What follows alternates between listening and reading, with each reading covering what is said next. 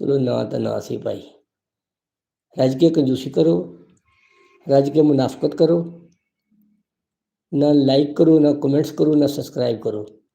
ਜ਼ਿੰਦਾਬਾਦ। ਇੱਦਾਂ ਹੀ ਆਪਣਾ ਤੰਗ ਨਜ਼ਰੀ, ਤੰਗ ਦਿਲੀ ਦਾ ਮੁਜ਼ਾਹਰਾ ਕਰੋ, ਜਿਵੇਂ ਜਿਵੇਂ ਪਾਕਿਸਤਾਨ, ਜਿਵੇਂ ਸੋਹਣਾ ਦੇਸ਼ ਪੰਜਾਬ।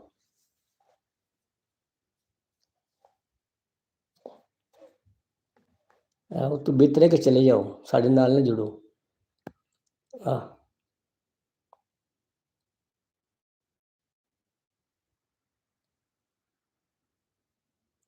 ਬਖੀਲ, ਕੰਜੂਸ ਆਦਮੀ ਬੇਸ਼ੱਕ ਸਾਡੇ ਨਾਲ ਨਾ ਜੁੜਨ। ਨਾ ਸਾਨੂੰ ਉਹਨਾਂ ਦੇ ਲਾਈਕ ਦੀ ਲੋੜ ਆ, ਨਾ ਸਾਨੂੰ ਉਹਨਾਂ ਦੇ ਕਮੈਂਟਸ ਦੀ ਲੋੜ ਆ, ਨਾ ਸਾਨੂੰ ਉਹਨਾਂ ਦੇ ਸਬਸਕ੍ਰਾਈਬ ਦੀ ਲੋੜ ਆ।